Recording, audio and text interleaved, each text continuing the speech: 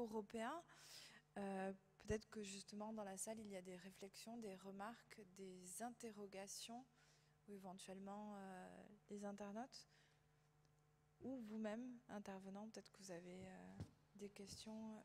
Vous avez un micro juste devant vous, Monsieur Rutte. Allez-y. Je suis désolé parce que j'ai uniquement pu suivre à peu près la moitié de votre intervention parce qu'ici il y a une machine et il y avait un résonnement acoustique. Mais je vais essayer peut-être de répondre sur deux ou trois questions que je pensais que vous avez posées. Première chose, c'est la question des gardes côtes. Est-ce que vous l'avez soulevé ou pas? Ouais.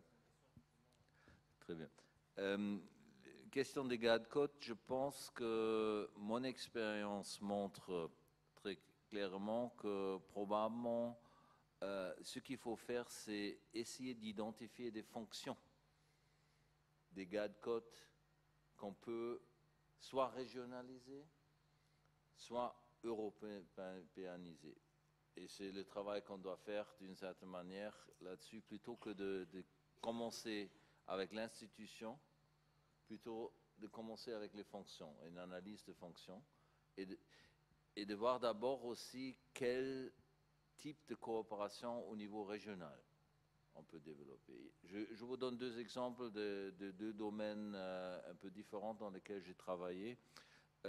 Quand on a essayé de créer le marché intérieur de l'énergie, l'électricité, on a travaillé justement en mettant différents États membres ensemble pour le transport transfrontalier d'énergie. Et d'une certaine manière, ils nous ont développé 3 ou 4 différents modèles qui étaient assez utiles après pour développer aussi une vision d'un marché intérieur dans l'énergie. Dans le système, dans le secteur aérien, on est en train en ce moment d'essayer de travailler avec des différentes blocs fonctionnels d'espace aérien pour développer une coopération entre États membres qui sont aussi régionales, où la Commission joue un rôle, où nous définissons, mais en réalité, si on essaie de faire quelque chose à 27 ou 25 ou peut-être 23, ça durera trop longtemps. Sur le préjudice environnemental, je pense que ça c'était une de vos questions principales. Je ne suis pas compétent de vous répondre sur cette question-là. Ça, c'est un grand débat à l'intérieur de la France, surtout. Il y a aussi un élément que moi j'estime, en ce qui concerne les questions environnementales, qui est assez important, qui n'est pas forcément lié à la sécurité maritime, mais à la question de pollution en général. C'est toute la réglementation qu'on est en train de développer sur l'utilisation du soufre dans le fuel. Les débats qu'on est en train de mener en ce moment sur le design des bateaux pour être beaucoup plus efficace en termes d'énergie, mais aussi le débat qu'on est en train de mener au niveau mondial sur les émissions à effet de serre. Là, je pense que l'Union européenne a un vrai rôle à jouer pour essayer de définir un peu de positions communes peut-être à un certain moment, mais ça c'est un travail, je pense plutôt de mes collègues à la Direction Générale Environnement. Il y a peut-être un travail à faire aussi sur le préjudice environnemental des pollutions. Mais comme je vous ai dit, je ne suis pas compétent pour vous répondre là-dessus. D'autres questions dans la salle? Il me semble en voir une sur la droite. Monsieur Jacques Bell, vice-président de Surfrider. Oui, j'ai une question qui concerne le préjudice écologique.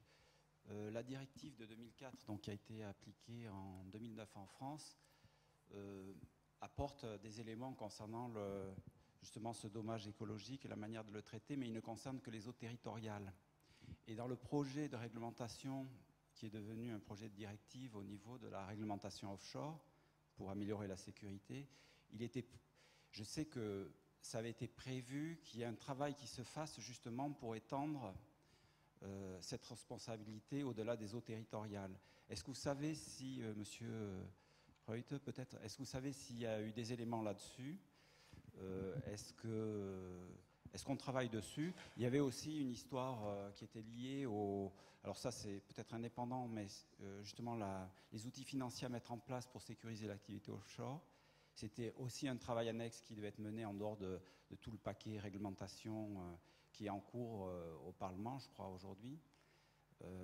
Et la deuxième question, enfin la troisième plutôt, pour M. Kovařík, c'est pour savoir si vous savez s'il y a eu des évolutions dans les plans de secours prévus au niveau guyanais, notamment en liaison avec les développements de Shell, enfin la prospection qui est faite de ce côté-là, sachant que au niveau, parce que je suis au Conseil économique, social et environnemental, nous avons fait une saisine sur la sécurité des plateformes et on avait auditionné un certain nombre de personnes, notamment de la DGPR, sur ce sujet. Et globalement, on avait convenu que les plans de secours qui étaient testés en Guyane étaient largement insuffisants par rapport aux risques que présente l'exploration offshore. Voilà. Merci de vos réponses.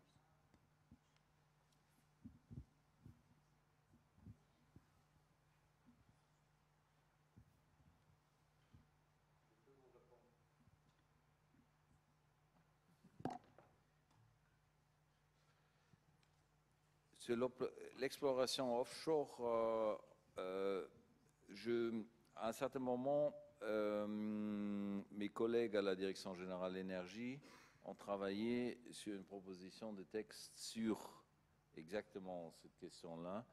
Et nous avons en parallèle mis dans notre révision de règlement de l'EMSA une capacité aussi de l'Agence maritime à Lisbonne de se mobiliser en cas d'accident des plateformes offshore. Toute la question de la qualification technique et la certification de ces plateformes-là, d'une certaine manière, nécessite d'abord la création des règles au niveau européen avant que nous pouvons les inspecter. Et ça, c'était une des grandes difficultés que nous avons. Nous n'avons pas du tout des règles en ce moment là-dessus et nous sommes en train de travailler là-dessus. Oui, vous m'avez interrogé sur les plans de secours dans le cadre des règlements de sécurité autour des plateformes offshore et singulièrement les évolutions possibles au large de la Guyane. Je ne vais malheureusement pas être en capacité moi-même de vous répondre sur ces questions qui ne me sont pas familières. En revanche, si vous le souhaitez, à l'issue de notre session, je puis essayer de vous mettre en relation avec des personnes du ministère qui auraient cette connaissance. Une dernière question. Vous, Estomac Rifaline, vous aussi peut-être les centaines et milliers de followers sur Twitter. Peut-être vous criez Faline aussi chez vous. Donc je vous invite à nous retrouver cet après-midi à partir de 15h15 pour le second panel en présence des différents skippers et certains ambassadeurs de Surfrider. Je vous remercie de votre patience, pour la qualité des interventions, de votre présence. Je vous demanderai une dernière minute pour rester ici et faire une photo de groupe. Merci à vous et à cet après-midi.